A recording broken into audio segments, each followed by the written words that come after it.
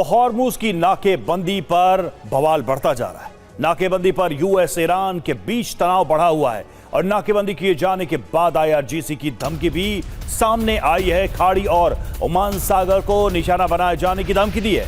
खाड़ी और ओमान सागर का कोई बंदरगाह सुरक्षित नहीं बचेगा, यह आईआरजीसी की चेतावनी।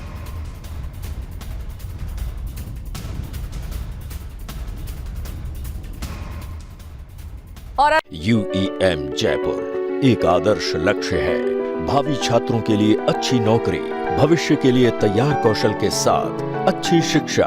अरब सागर में अमेरिकी विमानों की गश्त भी बढ़ गई है। यूएसएस त्रिपोली की तस्वीरें सामने आई हैं। सेंटकॉम ने ये तस्वीरें जारी की हैं। सेंटकॉम ने यूएसएस त्रिपोली की तस्वीरें जारी की हैं।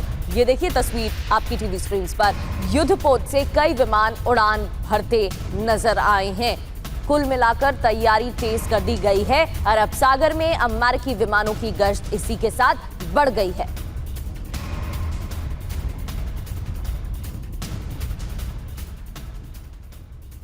और नाकेबंदी में 15 अमेरिकी वॉरशिप शामिल हैं। गाइडेड मिसाइल और विमानों से लैस है ये वॉरशिप। मिडिल ईस्ट में तैनात की वॉरशिप भी अलर्ट पर हैं और वॉल स्ट्रीट जर्नल की रिपोर्ट के हवाले से यह खबर सामने आई है। ईरान की धमकियों को देखते हुए हॉर्मुज के बाहर वॉरशिप की तैनाती की गई है।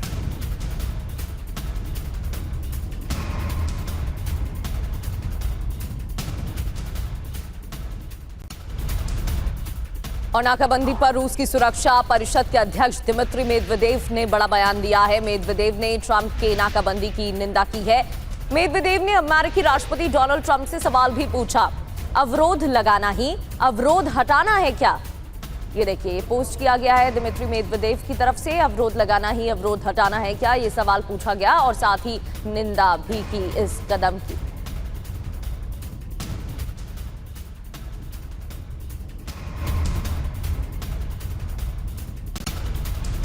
इधर हॉर्मुज पर स्थायी नियंत्रण की ईरान की तैयारी। ईरानी संसद तैयार कर रहा विधेयक का मसौदा। रियाल, युआन और क्रिप्टो में किया जा सकेगा भुगतान। संसद की ऊर्जा समिति के नेता जलील मुख्तार का बयान आया है। डॉलर से मुक्ति की दिशा में पहला कदम, ये जलील ने कहा है।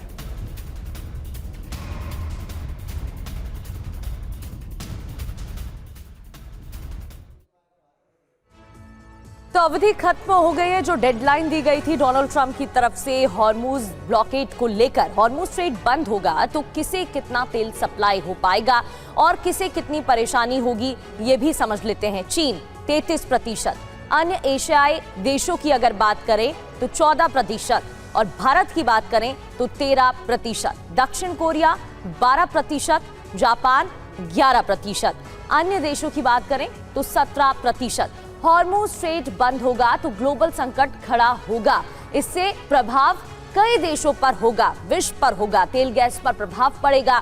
इससे क्रूड ऑयल की कीमतें $104 प्रति बैरल पहुंच चुकी हैं। हॉर्मुज बंद होने से फ्यूल सप्लाई चेन बिगड़ने का भी डर है। वर्ष 2022 के बाद उच्चतम स्तर पर कीमतें पहुंच चुकी हैं। $150 प्रति बैरल जा सकते हैं दाम। एक्सपर्ट्स की तरफ से दावा किया जा रहा है, यानी कि और भी परेशानी हो सकती है।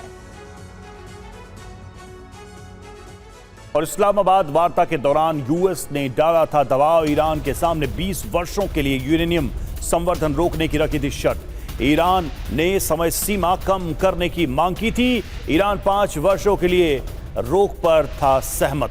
यूरेनियम संवर्धन के मुद्दे पर फेल हुई बातचीत।